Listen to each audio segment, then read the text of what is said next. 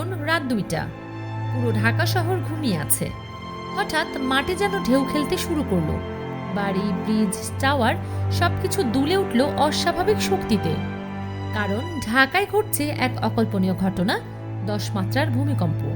আজকের ভিডিওতে আমরা দেখব বিজ্ঞানীদের মতে এমন হলে বাস্তবে কি ঘটতো, কেন এটা ভয়ঙ্কর, আর এর পেছনের বিজ্ঞান কি বলছে। 10 মাত্রার ভূমিকম্প, এটা পৃথিবীর ইতিহাসেও প্রায় অসম্ভব। কারণ এমন ভূমিকম্প তৈরি হতে হলে প্রয়োজন অত্যন্ত বিশাল টেকটনিক প্লেট মুভমেন্ট, যা সাধারণত প্রশান্ত মহাসাগরের রিং অফ ফায়ার অঞ্চলে হয়। কিন্তু বাংলাদেশ কোথায়?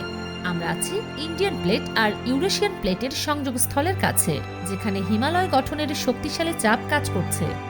বিজ্ঞানীরা বলেন এই অঞ্চলে বড় ভূমিকম্প সম্ভব, কিন্তু 10 মাত্রা এটা হবে একেবারেই মেগাথ্রাস্ট আর্থকুইক টাইপ ঘটনা। এমন ভূমিকম্প হলে ভূপৃষ্ঠ 50 থেকে 100 কিলোমিটার ফেটে যেতে পারে, মাটির স্তর কয়েক মিটার উঠে বা নেমে যেতে পারে, ঢাকার চারপাশে থাকা ফল্ট লাইনগুলো একসাথে ভেঙে যেতে পারে। ফলে কাঁচা মাটির দালান নয়, বরং প্রচণ্ড উপর নিচ ধাক্কা লাগবে শহর জুড়ে। ঢাকায় বেশিরভাগ ভবন 6 থেকে 7 মাত্রার বেশি সয় না। এমন 10 মাত্রার কম্পন হলে বিল্ডিং কোড মানা হোক বা না হোক, প্রায় সবকিছুরই স্ট্রাকচারাল ফেইলিওর হবে।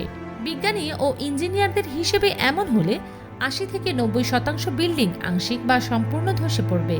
বিশেষ করে পুরান ঢাকা, অবৈধ নির্মাণ করা বিল্ডিং, নদীর পাড়ের নরম মাটির ওপর তৈরি স্থাপনা। ফাটলের কারণে বড় বড় পিলারের শেয়ার স্ট্রেংথ নষ্ট হবে। ধসে পড়া ভবনের নিচে গ্যাস পাইপ ফেটে বিশাল অগ্নিকাণ্ড হবে। এতে রাস্তা 2 ভাগ হয়ে যাওয়ার মতো পরিস্থিতি তৈরি হবে। এমন দৃশ্য সাধারণত সিনেমাতে দেখা যায়, কিন্তু এখানে সেটা বাস্তব হতো। এই ধসের ফলে ঢাকার আকাশবাতি 1 মিনিটে ধুলোর শহরে পরিণত হতে পারত। ঢাকায় 10 মাত্রার ভূমিকম্প মানে রেস্কিউ হবে দেশের ইতিহাসের সবচেয়ে কঠিন অপারেশন। নাম্বার 1, রাস্তা ব্লক হয়ে যাবে।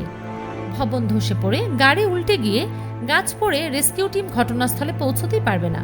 নাম্বার 2, মোবাইল ইন্টারনেট সম্পূর্ণ বন্ধ। টাওয়ার ভেঙে যাবে, পাওয়ার গ্রিড বন্ধ হবে, যোগাযোগ প্রায় শূন্যে নেমে আসবে। নাম্বার 3, আগুন প্লাস ধুলো প্লাস শব্দ, এক ভয়ঙ্কর ম্যাস। গ্যাস লিক, ট্রান্সফরমার বিস্ফোরণ, রোড ব্লক, এই 3-এর কারণে রেস্কিউ প্রায় অসম্ভব হয়ে যাবে। নাম্বার 4, হাসপাতালগুলো নিজেই ক্ষতিগ্রস্ত হবে।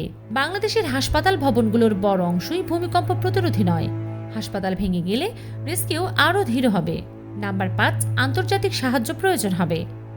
এমন ঘটনার পর বাংলাদেশ নিজের মতো সামলাতে পারবে না। পড়শি দেশ, ইউএনও, আন্তর্জাতিক রেস্কিউ টিম সবাইকেই নামতে হবে। 10 মাত্রার কম্পন মানেই শহরকে শুরু থেকে আবার গড়তে হবে, যেমনটা জাপান বা চিলিতে বড় ভূমিকম্পের পর হয়। বাস্তবে ঢাকায় 10 মাত্রার ভূমিকম্প হওয়ার সম্ভাবনা অত্যন্ত কম, কিন্তু এর বিশ্লেষণ আমাদের একটা বার্তা দেয়। ঢাকার ভবনগুলো যতক্ষণ না সঠিক বিল্ডিং কোড হচ্ছে, ভূমিকম্প আমাদের জন্য সিনেমা নয়, বরং বাস্তব হুমকি। প্রকৃতিকে থামানো যায় না, কিন্তু প্রস্তুতি নেওয়া আমাদের হাতেই।